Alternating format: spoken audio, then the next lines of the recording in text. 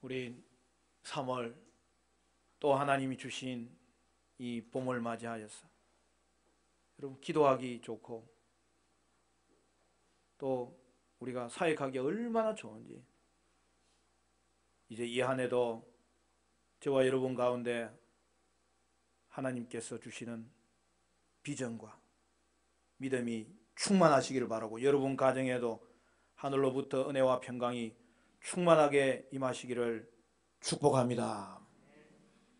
오늘 89문 우리 질문은 제가 하고 답은 여러분이 하고 소요리 강해 나누겠습니다.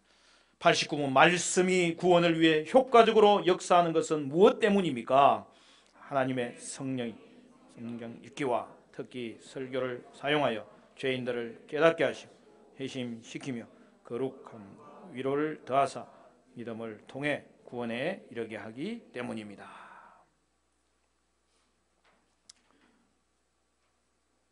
우리는 앞에서 교회를 통해서 은혜의 수단 즉 말씀과 기도, 성례가 주어진다는 것을 배웠어요.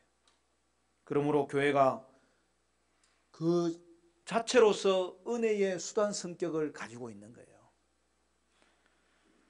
은혜의 수단은 또한 예배의 핵심 요소이기 때문에 여러분 예배 또한 은혜의 수단 성격을 가지고 있는 거예요.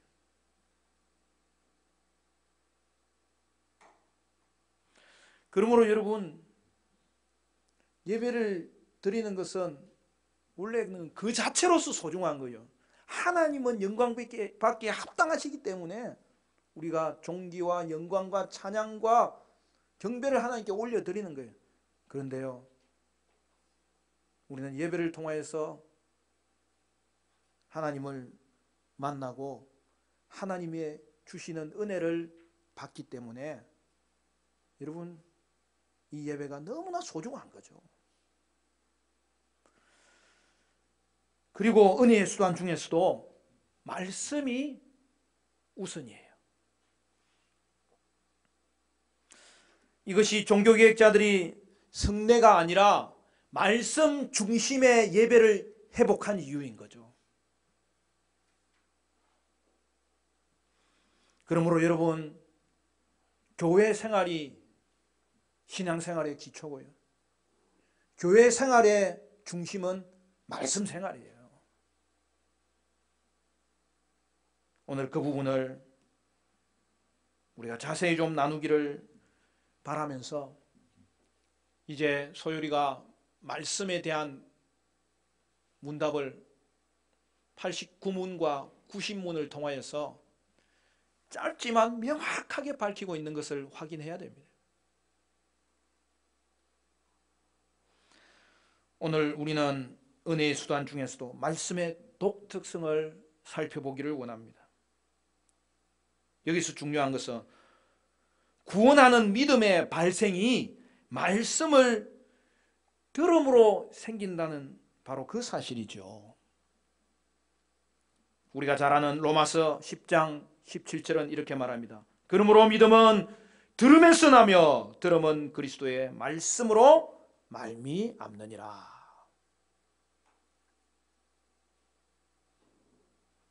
오늘 소율이는 우리에게 말씀의 역할이 무엇인지를 가르쳐 주는 거예요. 여기에 말씀의 중요성의 의미가 담겨져 있다는 거예요. 여러분 말씀의 역할은 크게 두 가지예요. 믿음 발생과 믿음 증가인 거죠.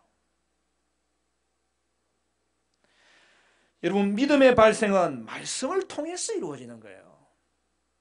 그리고 믿음의 발생 이후에 신자 안에서의 그 믿음은 또한 반드시 자라야 되는데 여러분 그게 말씀을 통한 믿음의 증가죠. 여러분 믿음의 증가는 말씀과 기도와 성례를 통하여서 이루어진다는 사실이죠.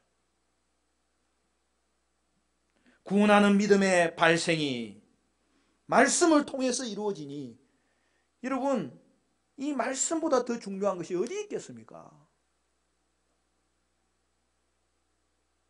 또 한 가지 구원받은 이후에도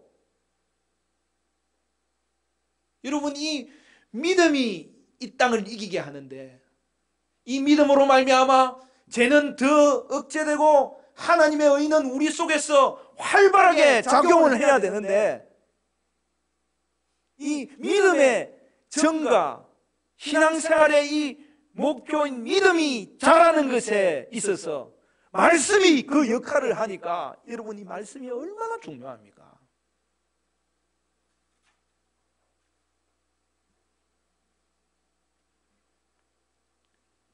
회개와 믿음의 은혜를 위해서 하나님은 교회에 은혜의 수단인 말씀을 선물로 주셨습니다.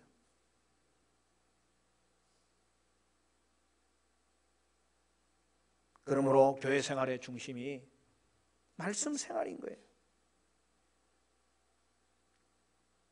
여러분, 교회가 하나님이 우리에게 주신 선물이요, 그 중에서도 교회에 주신 말씀이 우리에게 주신 선물이요, 교회에게 주신 말씀 중에서도 특별히 오늘 소연이는 뭐라고 이야기했어요? 말씀 설교가 성도에게 가장 큰 선물이라고 말하고 있는 거예요.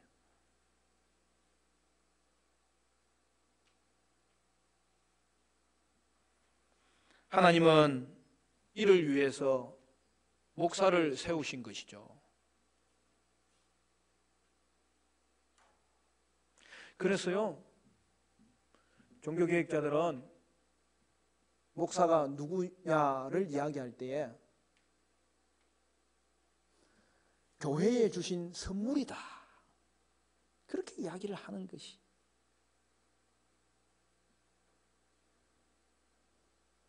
이제는 목사에 대한 가장 중요한 의미가 된 거예요.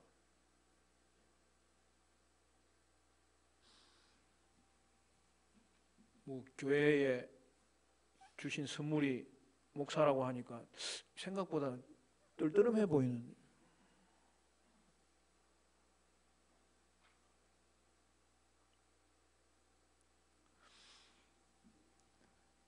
하나님의 말씀이 하나님의 원수를 하나님의 자녀되게 만들기 때문에, 그 일이 교회를 통해서 이루어지고 예배를 통해서 이루어지고 그 가운데 있는 말씀을 통해서 이루어진다면, 그것은 명백하게 말씀의 선포가 결국에는 그 역할을 함으로 그 일을 맞도록 합법적으로 세운 목사를 하나님께서는 교회에 선물로 보내주셨다는 거죠.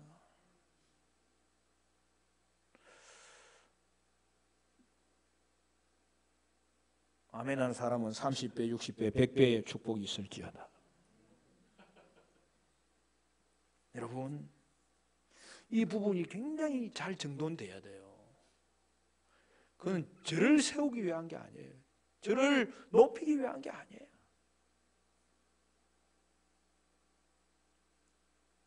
그러니까 이런 거죠. 여러분, 교회의 주인은 누구예요? 그리스도십니다. 목사는 교회에 주신 선물입니다. 그러면 결국 어떻게 되는 거예요? 교회의 주인공은 바로 성도 여러분인 거예요. 여러분들을 위해서 하나님이 목사를 선물로 허락해 주셨다는 사실인 거죠. 그래서 저는 여러분이 잘 되는 게 저에게 축복이에요. 여러분이 이 선물을 잘 받는 게 제 기쁨이에요. 그리고 잘 활용하는 것이, 그리하여 이 말씀의 놀라운 역사가 하나님의 교회 가운데, 여러분의 심령 가운데, 가정 가운데 일어나는 것이, 그것으로서 저는 복을 받는 거예요.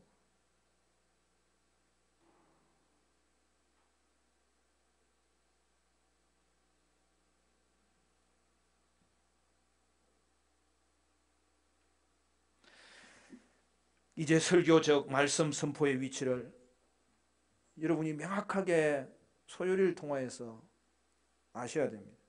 복음을 전하는 말씀 선포야말로 하나님께서 교회에 주신 최고의 선물인 거죠.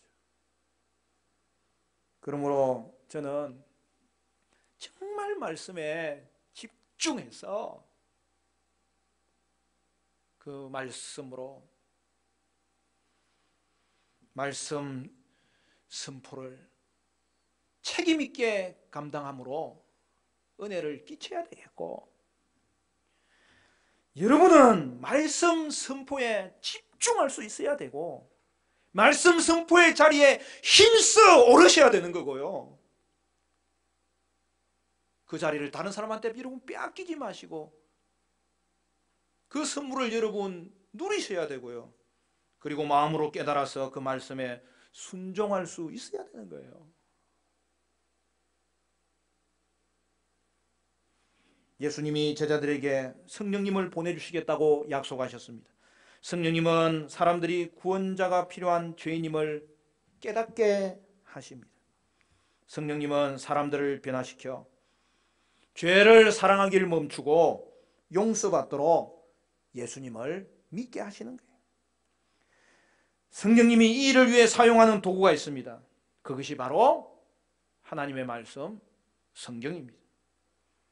성령님은 하나님의 말씀을 통해 불신자들이 그리스도를 믿게 하는 거예요. 오늘 읽은 말씀 디모데후서 3장 14절부터 우리 처음 두 절 우리 같이 읽을까요? 14절 15절 다 같이 시작. 그러나 너는 배우고 확신한 일에 거하라. 너는 내가 누구에게서 배운 것을 알며 또 어려서부터 성경을 알았나니 성경은 능히 너로 하여금 그리스도 예수 안에 있는 믿음으로 말미암아 구원에 이르는 지혜가 있게 하느니라. 성경이, 그리고 그 성경을 통한 말씀 선포가 믿음으로 말미암는 구원이 있도록 성령께서 쓰신다는 거예요. 여러분, 말씀을 읽는다고 그냥 듣는다고 무조건 은혜가 되는 건 아니에요. 오늘 소율이가 보여주는 대로 성령님이 그렇게 하시는 거예요. 말씀을 효과적인 수단으로 만드는 분이 성령님인 거예요. 따라서 성령님이 계심으로 성령님은 언제나 말씀을 통해서 역사하는 거예요. 여러분, 구원이 역사하는 자리에는 언제나 성령과 말씀이 같이 가는 거예요. 말씀을 읽거나 들을 때 성령께서 깨닫게 하십니다. 그리하여 우리는 회개하고 변화되고 계속해서 거룩하게 됩니다. 성령께서 불신자든 신자든 그들에게 말씀을 사용하시사 이것을 우리에게 은혜의 수단으로 허락해 주시는 거죠. 그러므로 하나님의 말씀을 한 번도 듣지 못하거나 읽지 않은 불신자는 그리스도인 될 가능성이 거의 없는 거예요. 또한 하나님의 말씀을 듣거나 읽지 않는 신자의 경우에도 마찬가지예요. 그에게는 거룩함에 자라나는 일들이 거의 일어나지 않아요. 사람들이 자기 언어로 된 성경을 가지고 스스로 읽을 수 없던 때가 있었습니다. 오늘날도 마찬가지죠. 세상에는 자기가 이해할 수 있는 언어로 된 성경이 없는 사람이 많습니다. 그럼에도 불구하고 저와 여러분은 우리말로 된 성경을 가지고 있는 것이 얼마나 복된 일인지 몰라요. 먼저 선교사님들이 이 땅에 들어왔을 때 그 초대교회 성도들과 힘을 합하고 마음을 합하여서 가장 먼저 한 일 중에 하나가 성경을 우리말로 번역하는 거예요.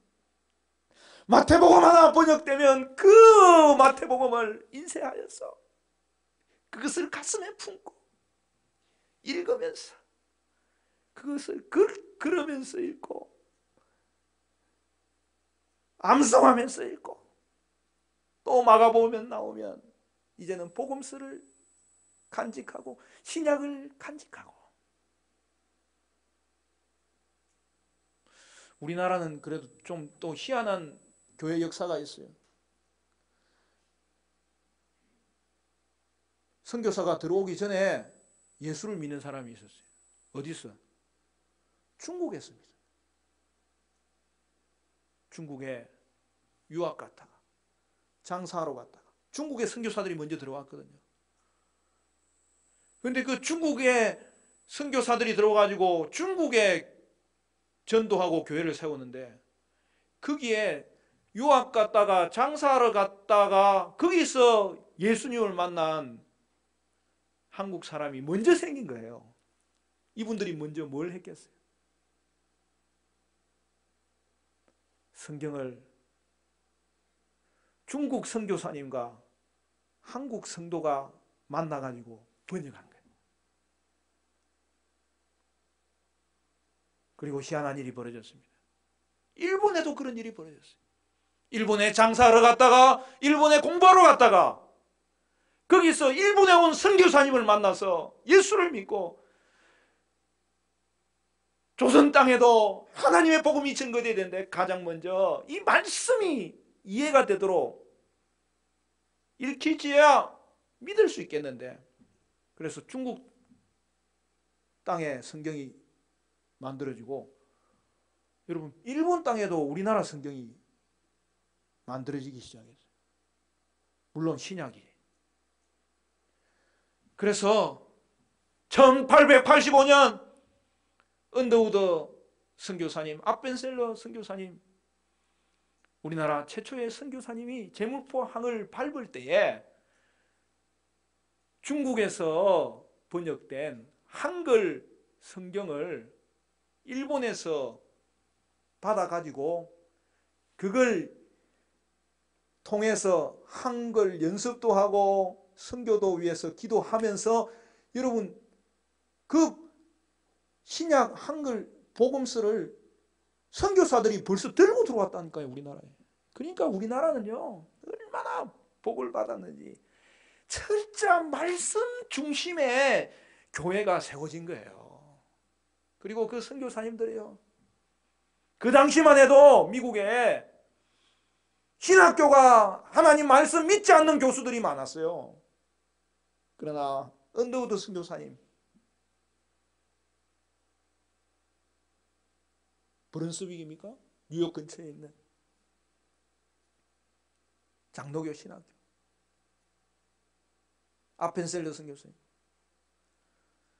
철저하게 하나님의 말씀이 바로 이 성경이다라는 사실을 확신하고 그것을 믿는 믿음의 선교사들이 우리나라에는 들어온 거예요.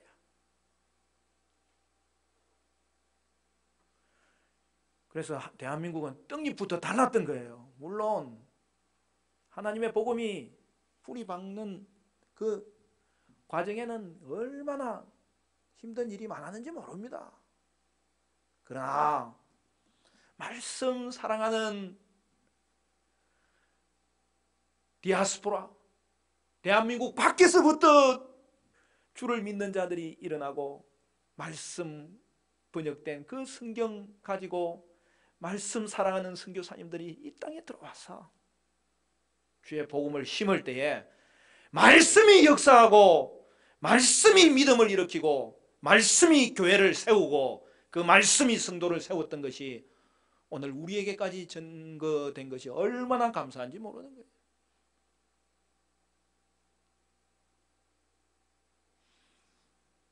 지금 미국의 에즈버리 대학교에 그 대학생들이 이제 잠시 이제 멈추었지만 그동안 한 달 동안 매일 학교에서 예배를 드리고, 그것도 24시간 예배를 드리는 놀라운 부흥의 역사가 일어났어요. 그 출발은 어딘 줄 아세요? 예배 시간으로부터 출발돼요.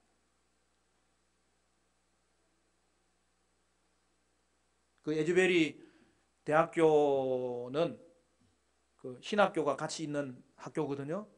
제가 나온 바이올라 유니버시티하고 그 탈봇 신학교하고 그런 같은 그런 구조예요. 여러분, 바이올라 대학교는 우리 신학생들은 예배를 일주일에 한 번 드리거든요. 근데 바이올라 대학교 애들은 그 채플이라고 그래요. 예배가 그 일주일에 그 애들은 4번 있어요, 4번. 신학생보다 더 애들이 더 세요.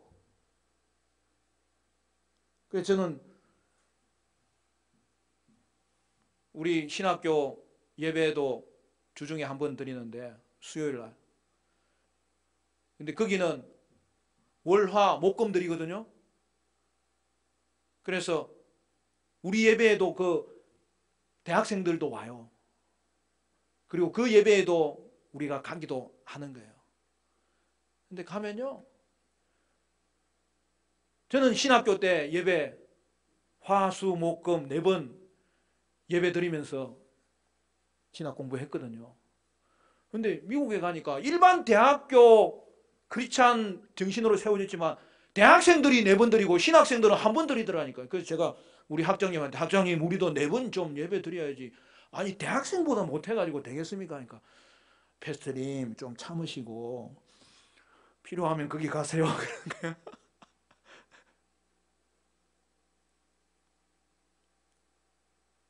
근데 그 에즈베리 대학교가 그런 거예요. 근데 거기는 이제 예배가 많지는 않아요. 한 주에 한 번 있어요. 대학생들을 위한 예배가. 지금도 크리스찬 대학교에는 그렇게 하잖아요. 우리나라도 연대나 숙대나 명지대나 숭실대 그렇게 하잖아요. 근데 그 예배 시간에 어느 목사님이 말씀을 전했어요. 말씀을 전하고 하나님의 사랑이 여러분에게 부어져야 여러분도 말씀의 충만 가지고 사랑의 충만 가지고 흘러 넘치는 삶을 살아야 되지 않겠냐. 하나님의 사랑이 경험될 때까지 예배 후에도 여러분 기도하시라고 그렇게 도전하고, 그게 예배의 맨 마지막이에요. 본인은 나갔어요. 다들 나갔어요. 그런데 남아있는 20, 30명의 학생들 하나님의 말씀을 붙잡고 가슴에 애통하면서 저들의 심령 골수가 쪼개지는 그러한 기도를 드리기 시작할 때 그 기도가 1시간이 지나고 2시간이 지나고 3시간이 지나고 4시간이 지나고, 아니 애들이 수업에 안 들어오니까 교수님들이 알아보라 한 거예요. 애들이 아직도 기도하고 있어요. 그래? 그러면 괜찮아. 그럴 때는 기도하는 거야. 근데 그 교수님이 가서 같이 기도하고, 일반 교수님, 그 일이 소문이 나기 시작하는데 애들이 수업을 하고 나서 예배당으로 모이기 시작한 거예요. 그 예배당에 모여가지고 기도하기 시작하다가 찬양하기 시작하다가 예배 시간에 인도했던 찬양 리더가 제가 늦었습니다. 같이 찬양할까요? 반주자가 제가 좀 더 늦었습니다. 같이 찬양합시다. 찬양하다가 기도하다가 조용한 가운데 말씀을 통하여 저들의 심령 가운데 죄에 대한 애통함이 일어나고 저들 가운데 거룩함이 일어나고 결단이 일어나고, 그래서 그 밤에 남아서 또 기도하는 사람들이 있었다는 거예요. 근데 그 밤에 기도하는 사람들은 이제는 우리가 내일부터 예배하자. 그래서 그 다음 날이 밝았을 때에 다시 정식 예배를 가지기 시작했는데, 그날부터 그 대학에 오는 아이들이 그냥 수업하러 안 가고 예배실로 온 거예요. 그때 교수님들이 선언합니다. 한 주간 나는 수업 안 하겠다. 예배 나도 참석하겠다. 예배가 한 주간이 이어졌는데 그 다음 주간에도 이렇게 되면 하나님이 예배하라 하실 때까지 나는 수업 안 하겠다. 학교 총장님이 선언을 하면서 같이 예배했을 때, 여러분 그 도시가 도시도 아니죠. 5천 명 되는, 미국에는 대학 도시가 많거든요. 5천 명 되는 그 지역이에요. 거기에 있는 교회들이 나도 예배하겠다. 대학교에 와서 그 목사님들이 학생들을 붙잡고 기도하면서, 그 소문이 요즘은 인터넷을 통해서 얼마나 퍼집니까? 그 자리에 들어갈 수 있는 게 원래 뭐 한 1,000명밖에 안 돼요. 미국 각지에서 내가 대학이 하나님 앞에 회복되도록 기도해 왔습니다. 이것은 저의 기도의 응답입니다. 그래서 전국에서 성도들이 그 대학에 몰리기 시작했는데, 채플실에 들어가려면 줄을 3시간 4시간 서야 되지만 그것을 기다리며 조용히 주님을 묵상하고 잔디밭에서 기도하는 사람들이 막 생기기 시작해요. 제가 아는 한인교회 목사님, 그것을 방문해서 사진을 올려주는, 거기에 들어갈 수 있는 상황이 없어서 자기는 기도실에 들어가도록 허락을 받아가지고 기도실로 올라가는 중에 그 2층에서 3층인가 기도실에 올라가는 중에 잠시만 그래도 발이라도 한번 여기에 들어갔다 오면 안 되겠습니까? 그러니까 거기는 학생이 왕이야. 그분이 지도자야. 그렇게 하시죠. 그래서 발 한번 내딛고 그 사진을 찍은 거야. 그리고 그는 올라가서 기도하고 비행기 타고 또 워싱턴으로 왔어. 나도 이거 오늘 설교해야 되는데 이거 조금만 이야기한다는 게 예저버리 이야기가 길어졌네. 여러분, 그 뒤에 이제 한 달 정도 뒤에 각자가 중요한 것은 성령의 인도하심으로 우리의 삶의 예배가 이루어진다 된다는 것을 서로 나누고 흩어졌어요. 그런데 그들이 흩어지면서 기도한 내용이 뭐냐? 오늘 우리가 하나님만 사모하는 이 마음이 전 세계 가운데 터지게 하여 주시옵소서. 사랑하는 성도 여러분, 그 은혜가 우리 교회 가운데도 있게 되시기를 간절히 축원합니다. 오늘 우리의 인생이 하나님께 드려지면 그 인생을 하나님이 얼마나 놀랍게 쓰실 터인데, 우리 청소년부 겨울 캠프에서도 우리 아이들, 목사님 나는 하나님께 내 삶을 드리며 살겠습니다. 기도해 주세요. 이러더라니까. 사랑하는 성도 여러분, 오늘 우리에게 주님께서 성령을 통하여 역사하실 때 언제든지 말씀을 사용하신다는 이 놀라운 하나님의 말씀의 이 역할 앞에 우리가 다시 한 번 더 우리 자신을 점검하면서 우리가 이 새학기에 말씀 생활에 더욱더 충실할 수 있기를 간절히 바랍니다. 하나님의 말씀을 주셔서 우리가 읽을 수 있을 뿐만 아니라 하나님의 말씀을 잘 설명해 주는 목사님과 선생님을 보내주셨습니다. 하나님은 말씀 설교를 주된 도구로 삼으셔서 불신자들의 심령 가운데 죄인임을 깨닫고 예수 믿게 하는 일을 일으키는 거예요.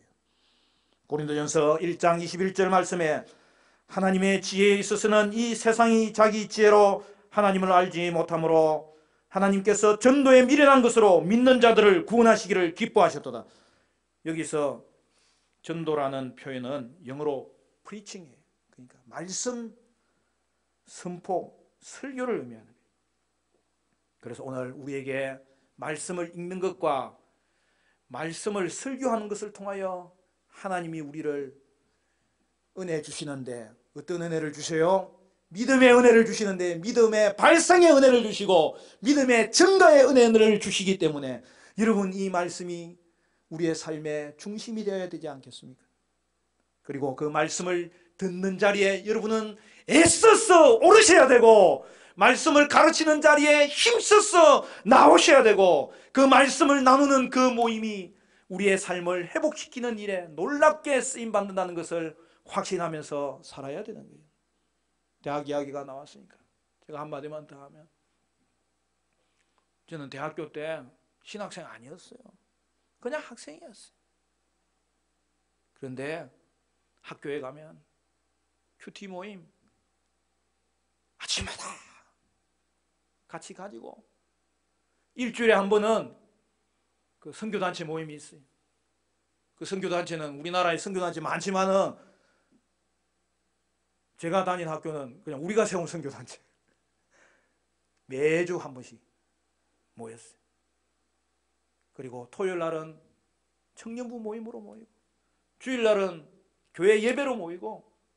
여러분, 우리의 삶이 말씀 중심의 삶이 된다는 것은 그렇게 예배에 집중하며 애쓰는 일들이 있어야 되고요, 그리고 말씀을 나누는 주중의 모임에 우리가 그 소중함을 깨닫고 말씀의 교제를 이룰 때에, 여러분, 우리는 반드시 하나님이 예수 안에서 회복한 심령에게 주시는 이 예수 닮는 놀라운 온전함의 은혜가 나타나게 되는 거예요, 여러분.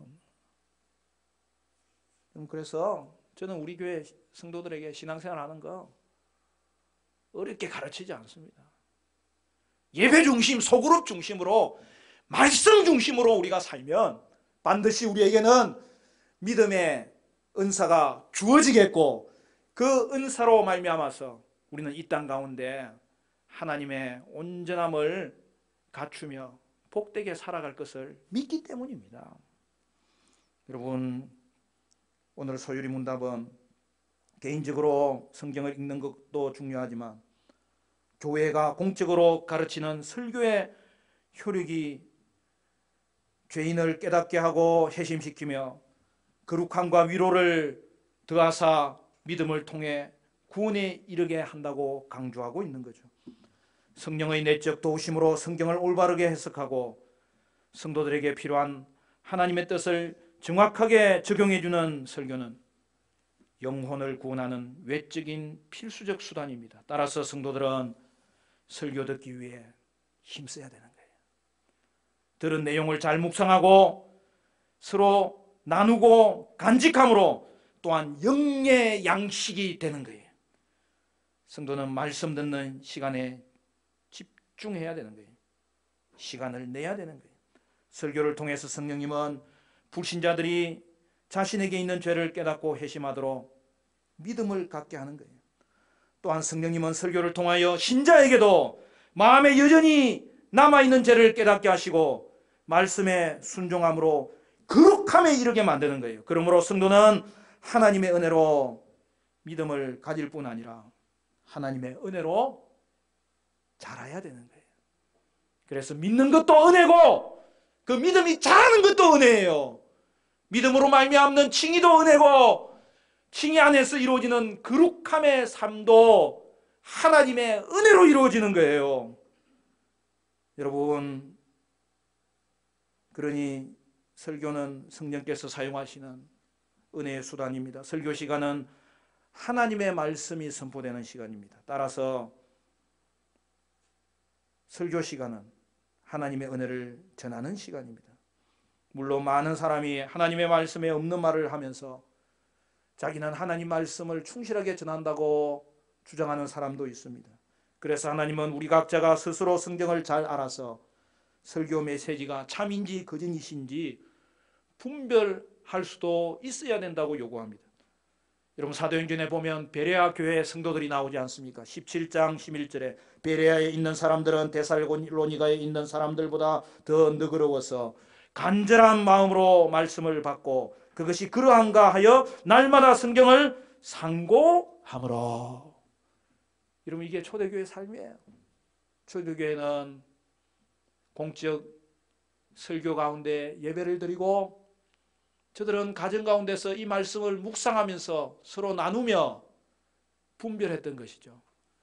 그러므로 사랑하는 성도 여러분, 설교는 바른 교리에 근거한 설교가 되어야 되겠고요.